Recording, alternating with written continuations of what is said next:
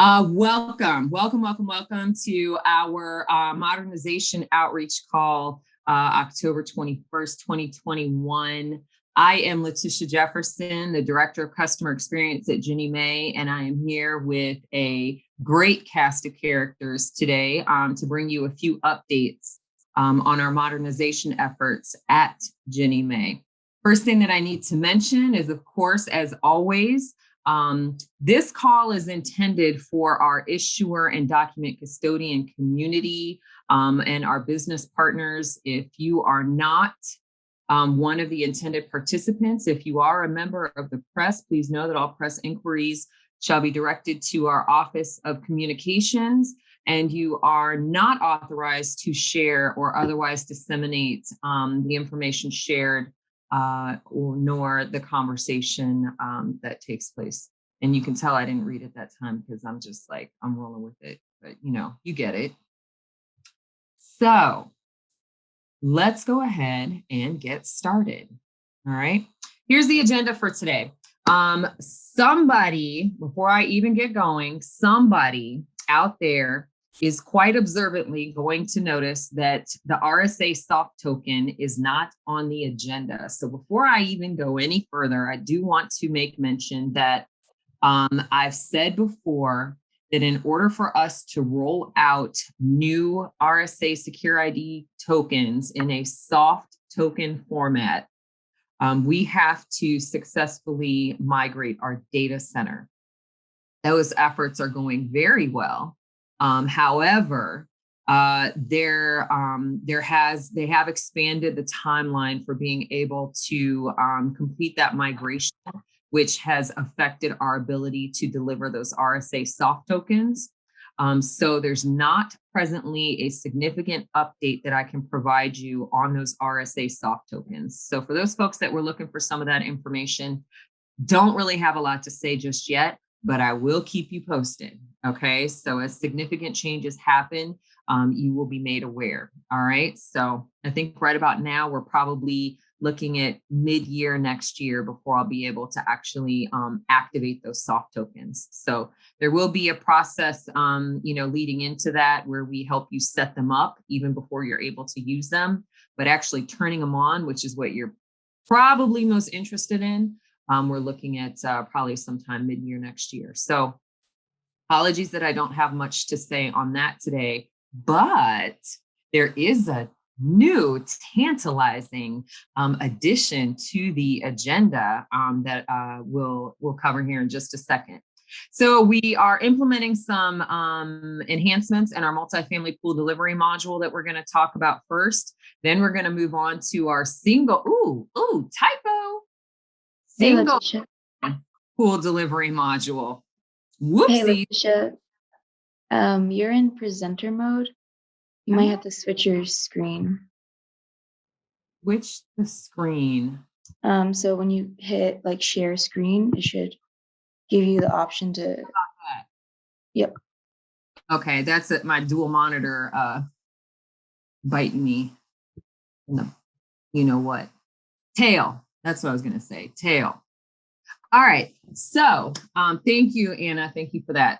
So on today's agenda, we're going to talk about our MFPDM enhancements. We're going to talk about our SFPDM early adoption.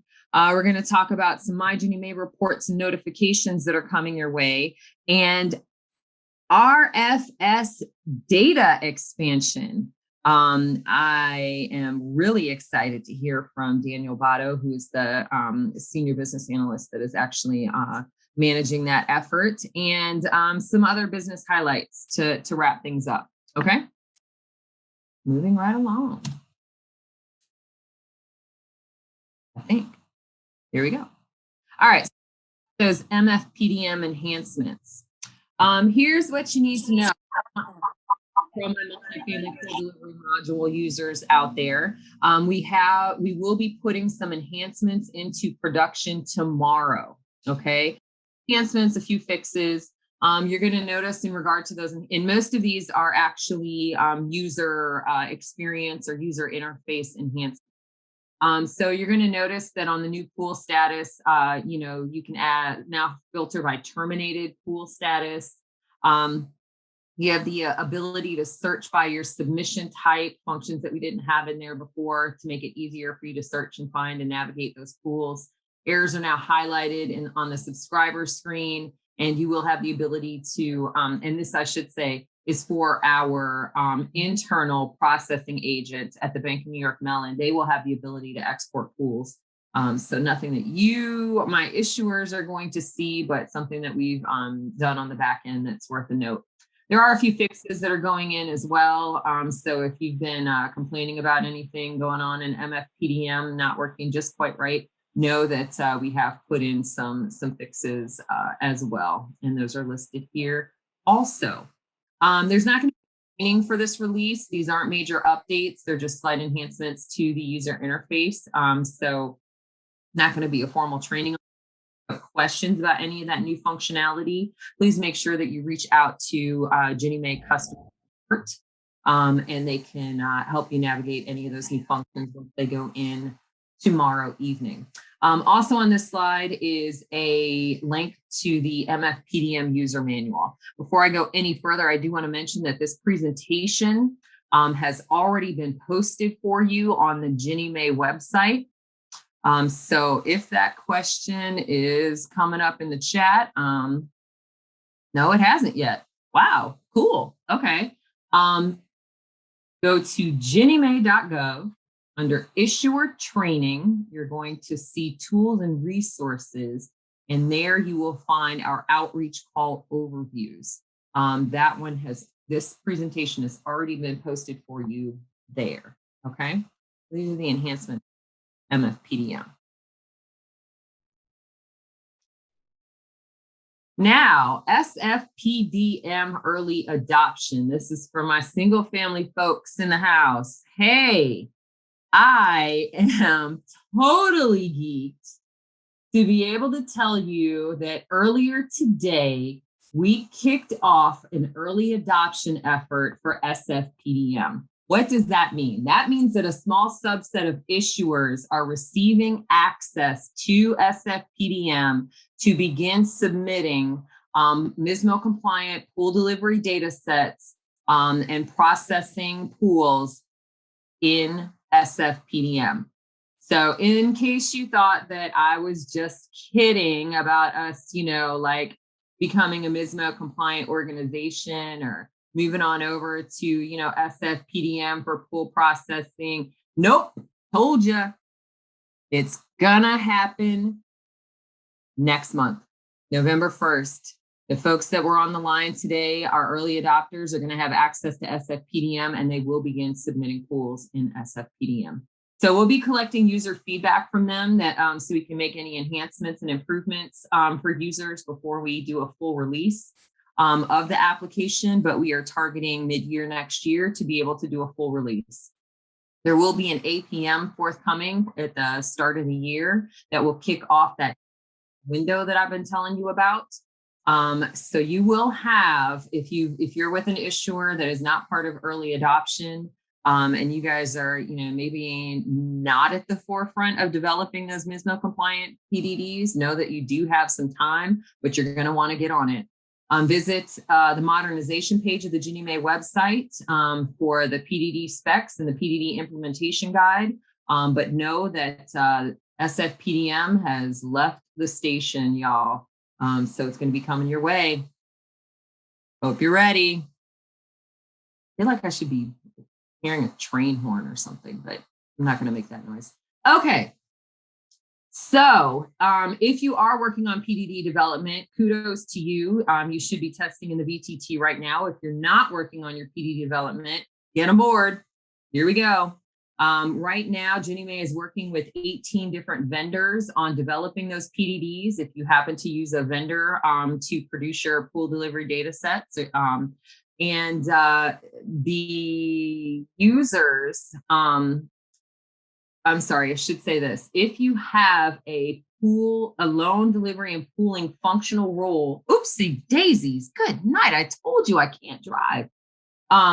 If you have a loan delivery and pooling functional role, there's both a basic user and an authorized signer functional role in MyGinnieMae, if you have either one of those functional roles assigned to you, you already have access to the VTT, the validation and testing tool, which you can use to test your pool delivery data sets. Okay. If you need access to the VTT and don't already have it, please reach out to your organization administrators. They are able to assign you the functional role so that you can access that VTT to test those PDDs in SFPDM on MGM.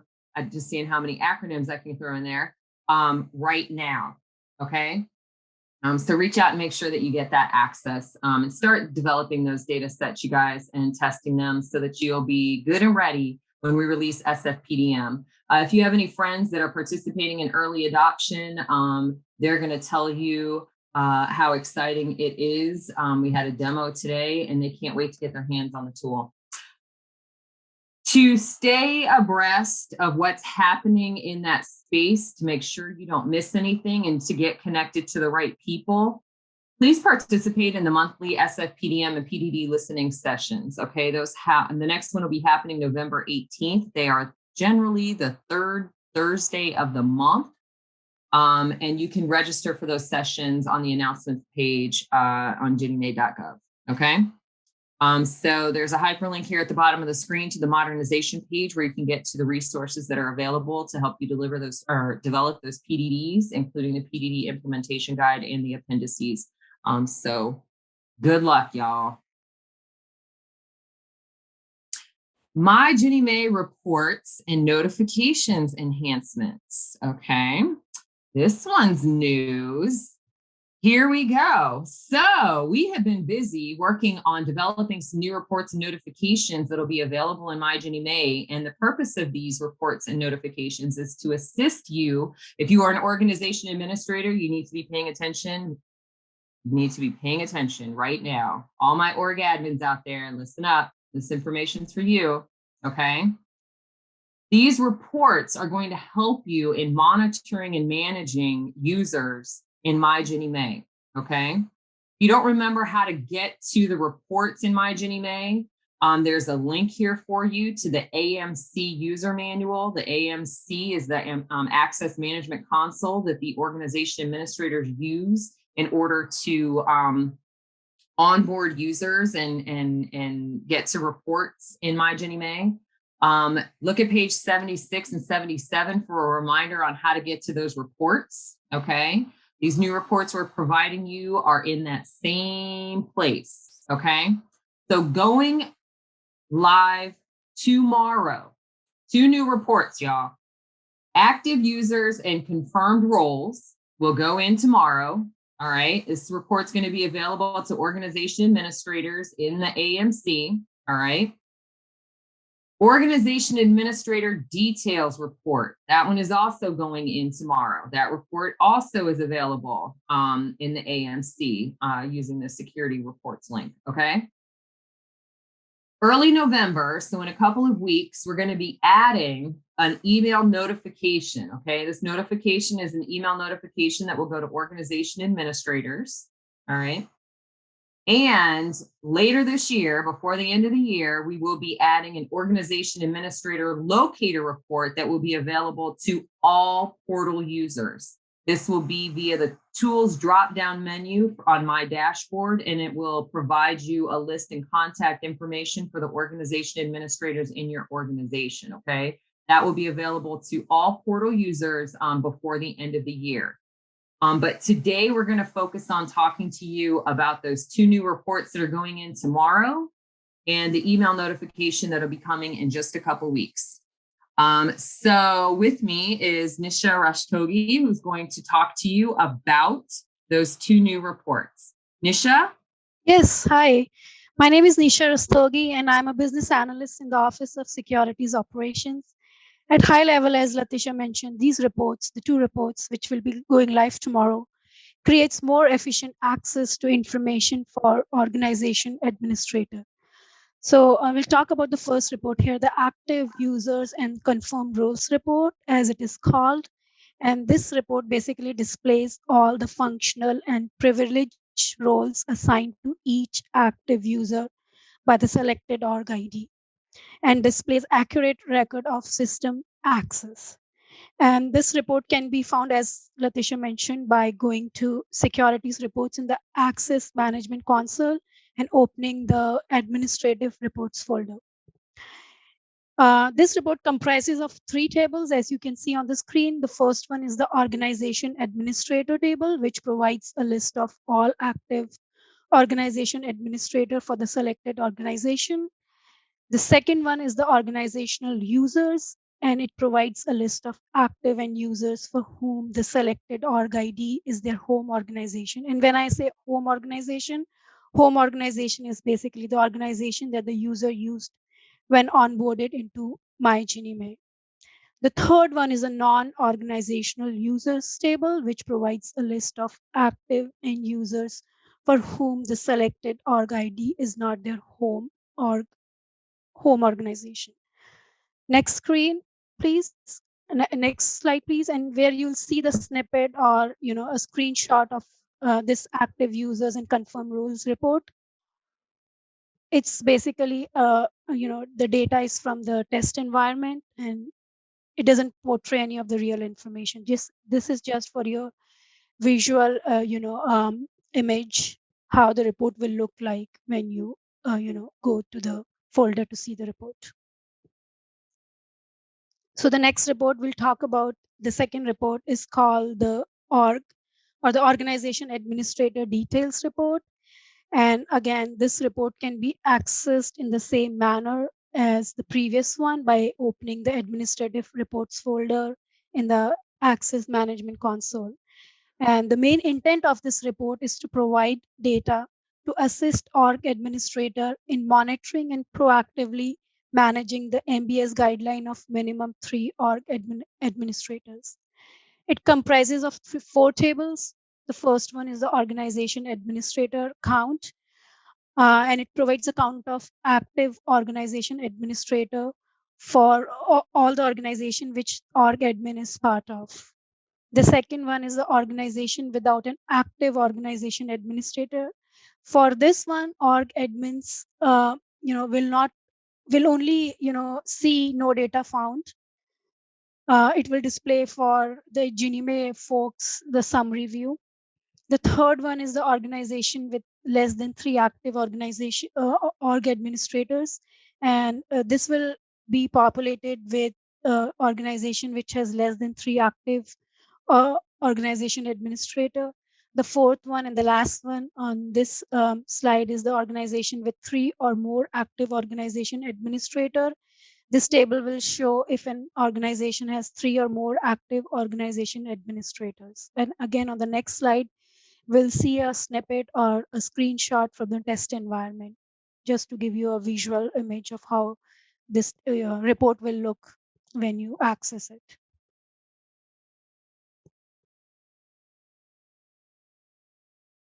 All right, next slide, please.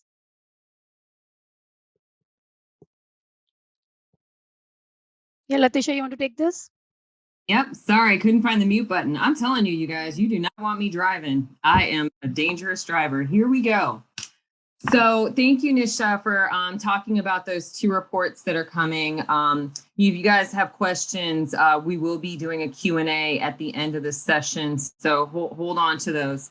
But before we get away from this subject, I want to talk about the email notification that's coming. So in December of 2020, we revised Appendix 3-29 and required that organizations have a minimum of 3 active organization administrators in MyGinnieMae. To assist you in managing to this requirement, we've, in addition to the reports that Nisha just covered, we're also implementing a new automated email notification, okay? So this email notification looks exactly as you see right here, where it'll come from a GinnieMae.gov email address. And it will let you know that you have fallen below the 3 required org admins. It'll tell you that your count is low, okay? When you come back into compliance by adding organization administrators and getting to 3 or more, you will get an email that tells you that you are back in compliance and that you have the requisite number of organization administrators. Okay. What you need to know about these email notifications is if you are an organization administrator for your organization and your organization and you are active, you have an active account. Okay. If your organization falls below that required 3 minimum, you're going to get an email informing you that your count is low. Okay. You will continue to get that email every day until you come back into compliance. Okay. So, this is to help you know when your organization has gone out of compliance with that 3 org admin requirement. And it is to inform you that you and to also send you a email notification when you've come back in. Okay. So if you are one of the organization administrators that is still active in your organization, you're going to want to make sure that whoever is no longer active gets active again quickly. Otherwise, you're going to get pinged to death. Okay.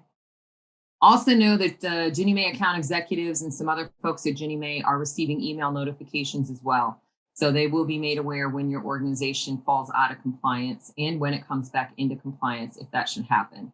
This is not a recurring issue for most of our issuers, so I don't expect this to be a problem for you. But if you happen to be in that small minority of folks that don't continue to maintain 3 active org admins, you're going to hear about it.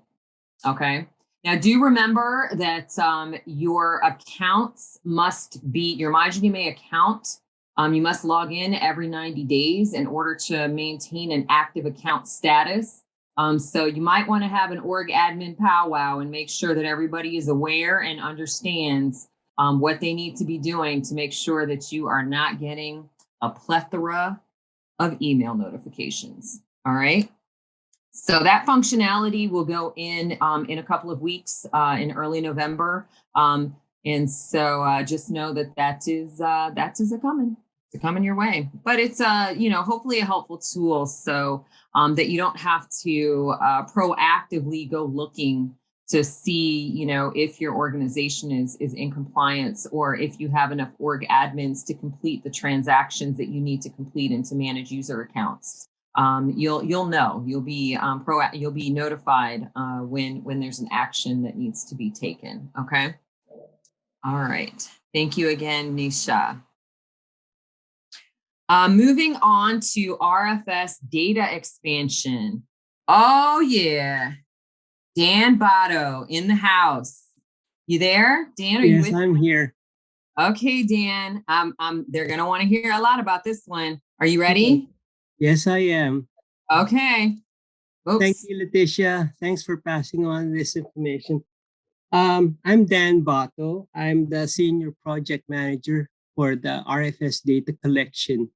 And I'm here today to kind of give you a high level of the RFS program that we're doing here.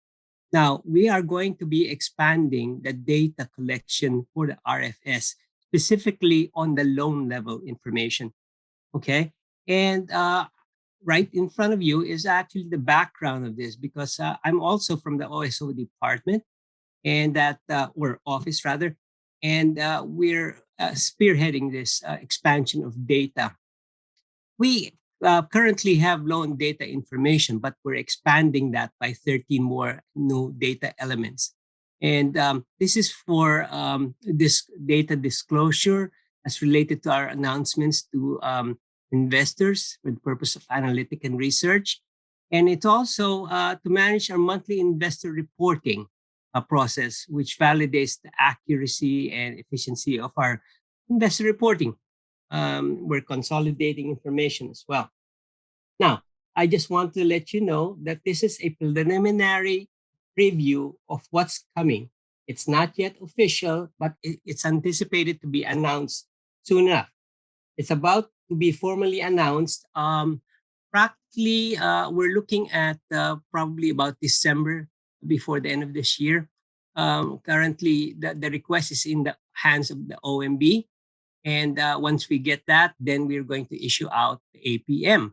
Now, this is not going to happen immediately. So if you could turn to the next slide for me, Leticia, I would appreciate it. Okay. Well, I forgot to tell you that the purpose of this work is to expand the data collection in RFS. That includes additional levels. This initiative will fall under the MBSOA program that's being laid out for RFS layout. Now, project scope. Okay, the project scope is really just the investor reporting section, and you're looking at the loan level reporting and the various reporting that's in Appendix 619. Okay, it will fill up the critical operational and this disclosure data gaps that's needed right now. Again, the areas and scope would be single family loans, multifamily loans, and manufactured housing. Now, what does this give us? The benefits of this are basically to give us a greater accuracy for the RFS pool and loan accounting payment calculations for operations. It also gives us a lot of essential metrics for disclosure to the capital markets. Lastly, and maybe one of the last here is enables the greater ability to monitor the MBS collateral. We do have loans here and we have collateral behind that. And it's really to assist us to go forward to expanding our loan level details. Okay. Before I go to the next slide to discuss what are these 13 elements, okay, I just wanted to let you know that, as I said a while ago, what's going to happen when we announce the APM, okay? What is going to happen is there will be testing and there will be fine tuning before we even implement this. And there will be given enough time for all the issuers to be to adjust to this. Now, as we speak, we are already talking to the service providers, which is Black Knight, Sagent. We're also talking to Penny Mac. We're socializing this so that it's not a big, shock once this APM is announced. So we have been talking to them since March, and now we have a follow-up discussion with them this month. Actually, we talked to two already, and we still need to talk to Black Knight and Sagent. So all of them know that this is coming. Okay, to give you a little bit of a flavor of what these 13 data elements are, I'm going to switch to the next slide. Leticia, could you please? These are the 13 elements, okay, that will be included in Appendix 619. The scheduled UPB amount, actual payment date, additional fees, curtailment, APM information, custodian IDs, schedules, scheduled interest amount. Again, the the ARM adjustment effective date. Oh yes, I skipped the liquidation reason codes, which is basically being used right now. We are expanding those reason codes to 7 codes. The 7th code would be special assistance. This covers certain transactions, like, for example, disasters, okay, COVID stuff, even maybe certain programs that cover for forbearances, those kind of things. So this would be under Chapter 34 of the guide altogether. So we're expanding those reason codes. And those codes, the reasons itself, will be identified in Appendix 619. Okay. And also going down the line here, you have the seller servicer ID and the monthly principal amount. Now, I know you all have a lot of questions. And who do we talk to? Who's what? Okay. As I said a while ago, we are already talking and socializing this with the service bureaus. Okay. So they know this is coming. They would be upfront, the best information, actually give best people to give you the information. But if you have more questions, you can funnel those questions to Leticia's group. Leticia, is that okay? Okay. Leticia's group. And then it will reach our POC. My POC for this one will be Jay Burns, and we'll get back to you with an answer through the proper channels. So rest assured, it's coming. There will be enough time. Don't worry about it. There will be enough time given for before a mandatory comes in, because we need to test this and we want to make sure everybody's aligned before we even make this mandatory. So that's it. More to come, but this is basically stuff that we're hoping for that we can implement soon. Okay, I'll pass it back to Leticia. Thank you. Thank you, Daniel. Yes, I put the XG email address in the chat for you guys. As Daniel mentioned, you are welcome to reach out to us if you have some additional questions about the details of that data collection effort, but we will open for Q&A in just one moment. So Patricia, I do see your questions in the Q&A. Give us just one moment and I'm going to get to those in a hot second, okay?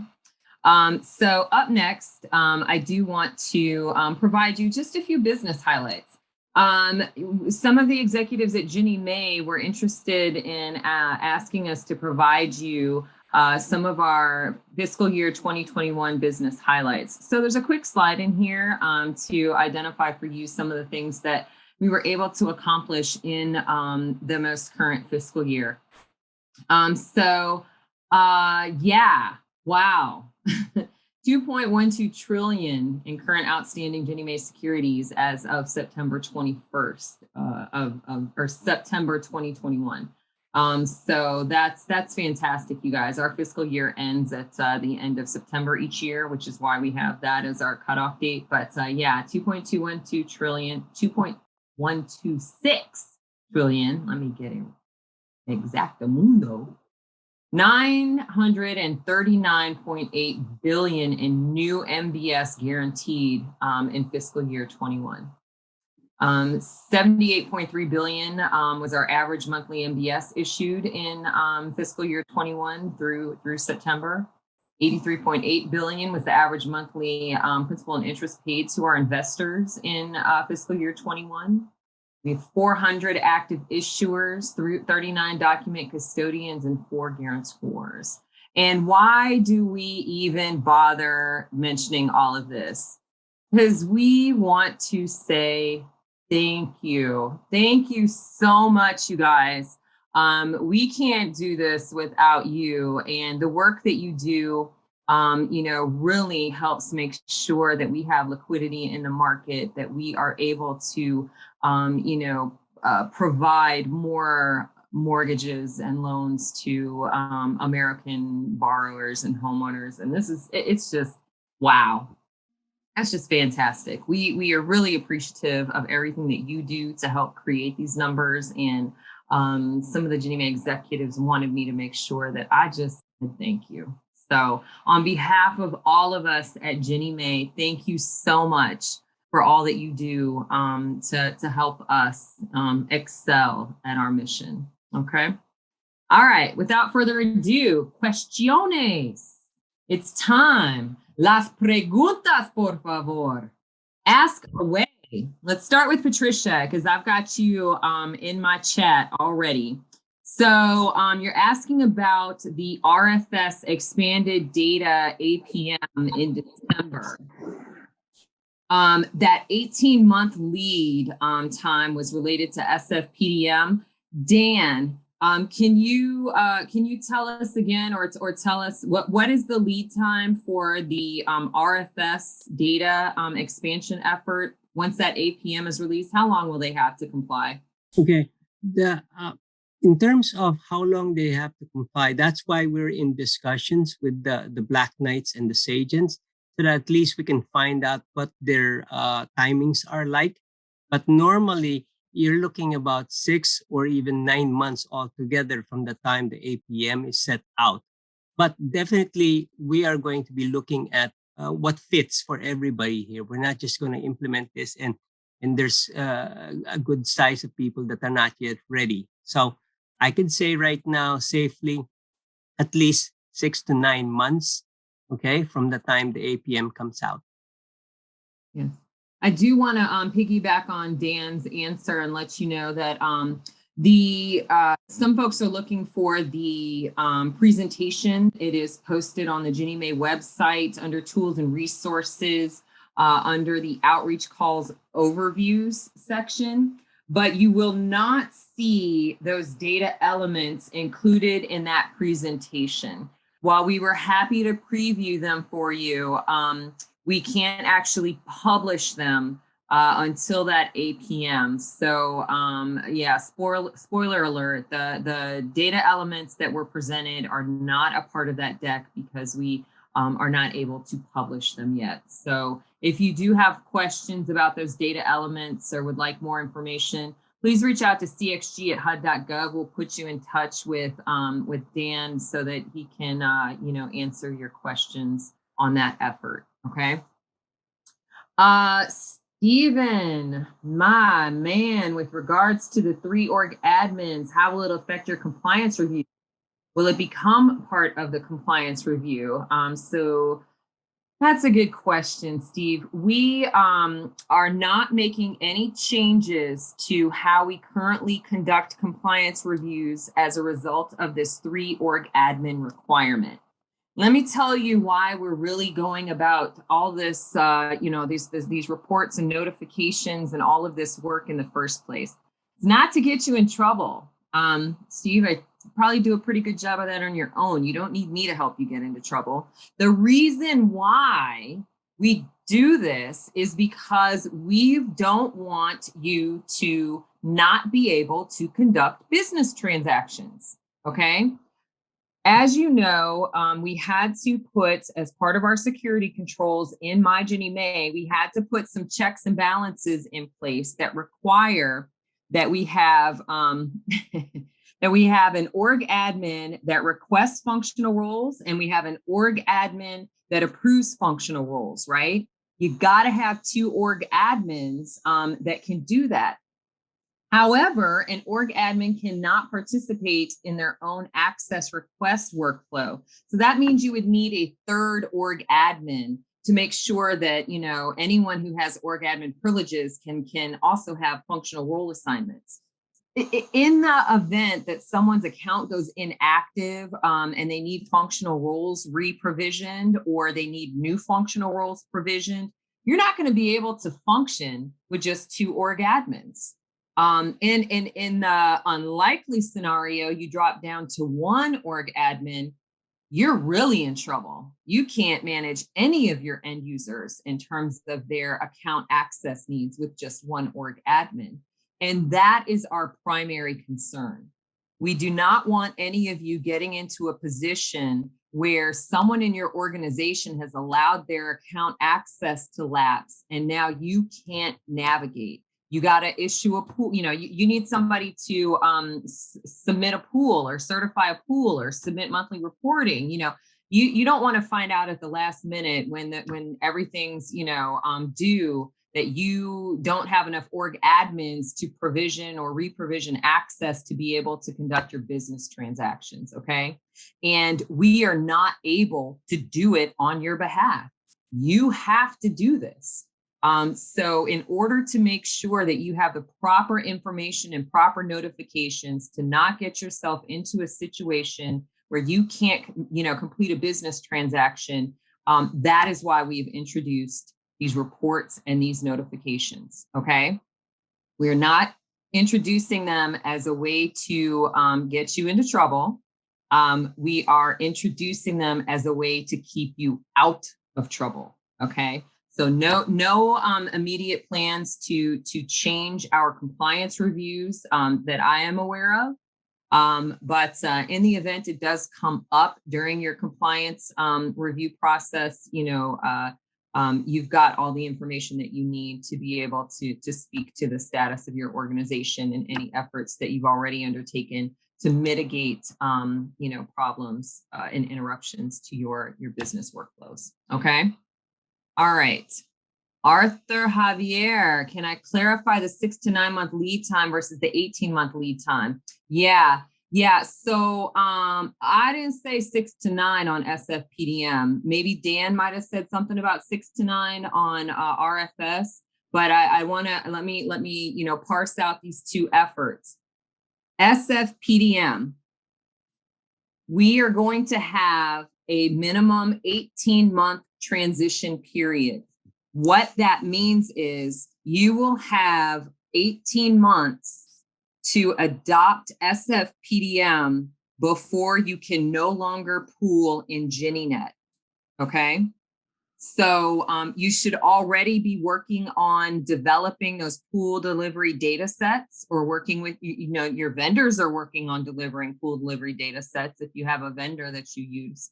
But if you don't, if you have a custom solution, or, you will have a minimum of 18 months to develop that MISMO compliant data set, begin using SFPDM before we retire pooling functions in GinnieNet. That is what that 18-month lead time is. And that 18-month window kicks off at the release of the APM, which we expect in January, okay? Hopefully that clarified. Arthur, if you need additional clarification on that item, please let me know. Dan, did you mention a 6 to 9 month lead time on RFS? Yes, that is an approximation, of course, because we are still talking to the Sergeants and the Black Knights and some other service providers, so that we can find out what their timing is like as well. But we're looking at maybe 6 to 9 months, and that can expand, because if we haven't, if it's not yet fine tuned by that time, then we'll give more time to it for everybody to be able to adopt to it. And from my understanding of the 13 data elements, they are already in the house, but maybe it's in a different format or different title. But apparently, those data are collectible, already being collected somehow or another. And that's why we're looking at that timing. But again, it's not etched in stone at this point in time. We don't have approval yet for that. Okay, it can go longer. So Dan, before you go too far, Ashley's got a question for you too. You mentioned you're working with the service bureaus. Yes. She's wondering, do you have vendors like SS&C, FICS, McCracken, et cetera? Yes, we do. Yes, Okay. we do. Answer to that is I'm meeting up also with McCracken. We've been in discussions with them since March. McCracken and FICS. We have meetings that are coming up, I believe this second week of November. So we are covering the multifamily side as well. Okay, thank you. Thank you. Okay, next, before I move on, Valeria is asking, what about AOD?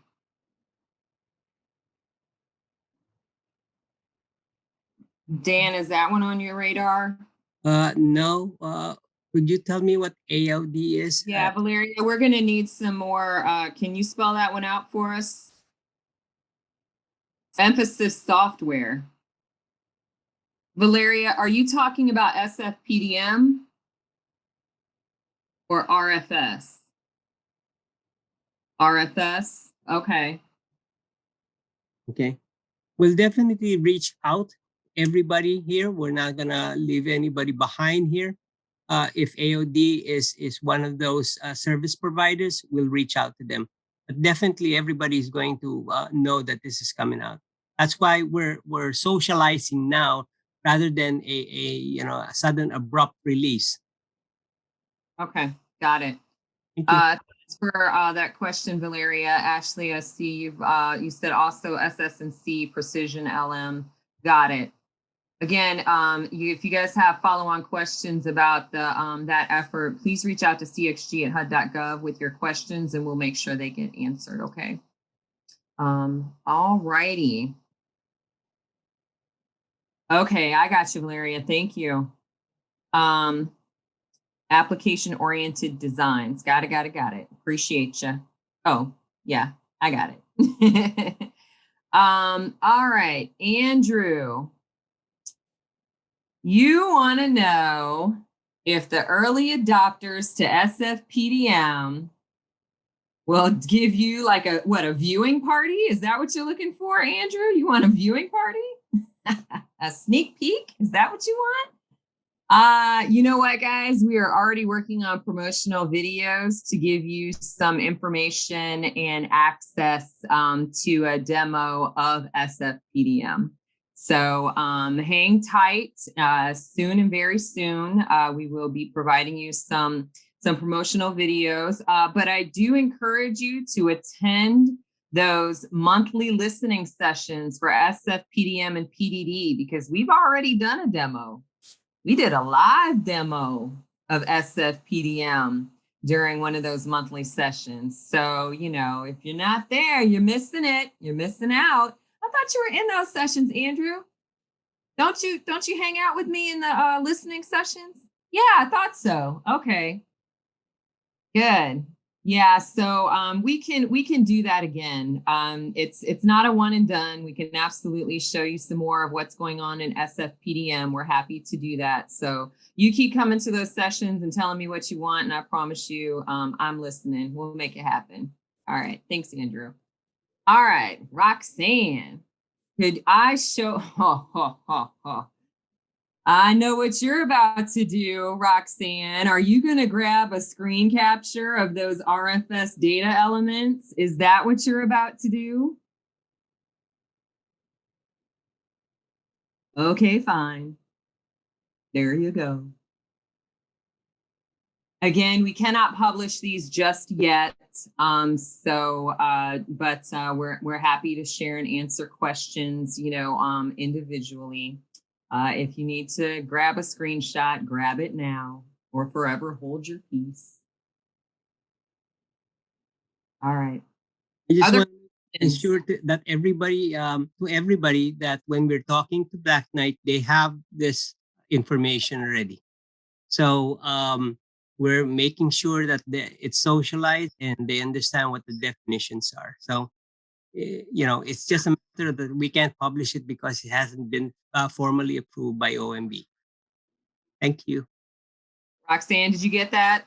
Give me a thumbs up, a shout out, a clap, a hey.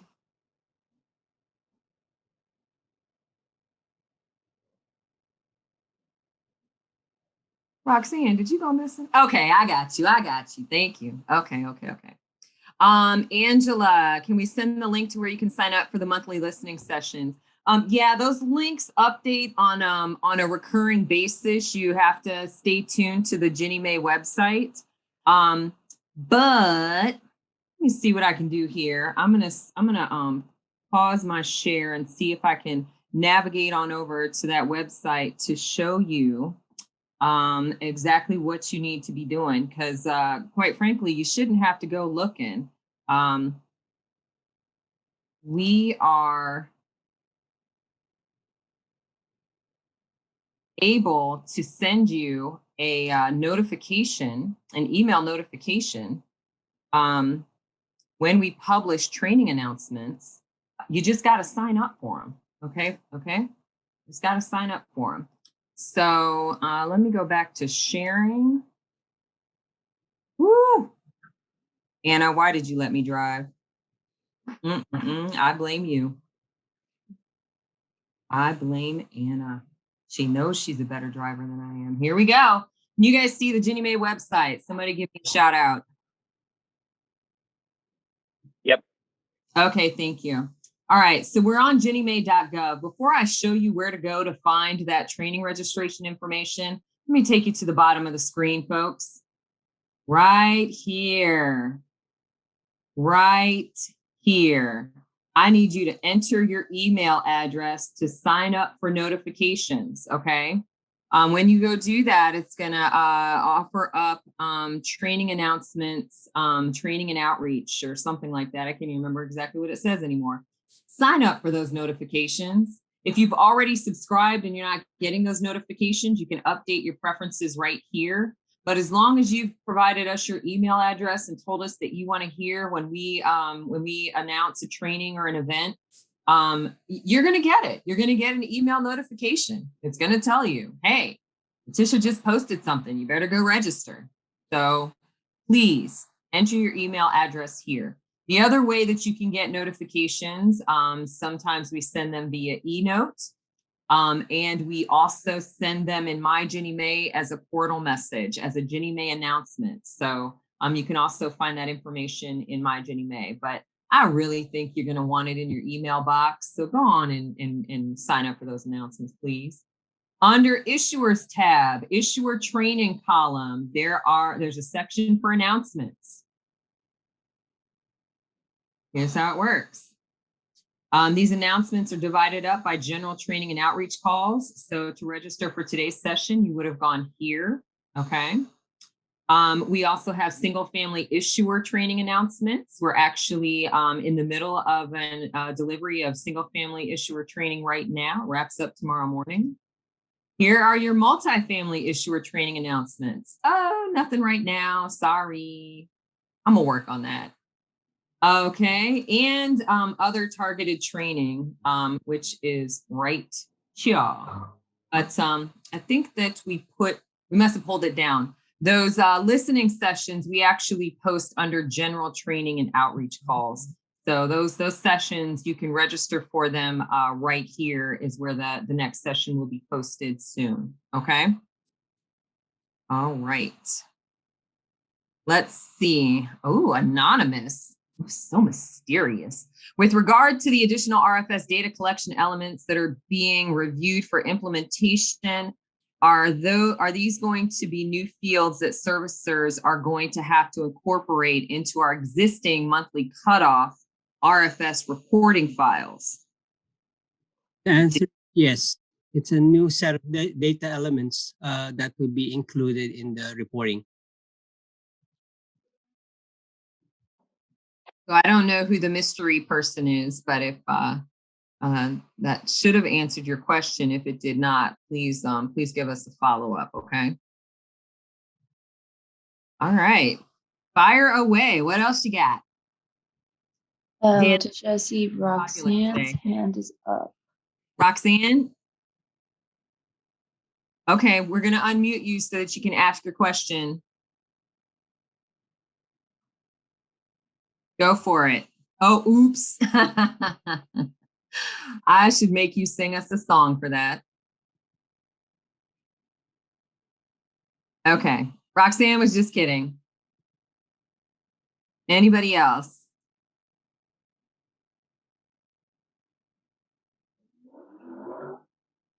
Okay.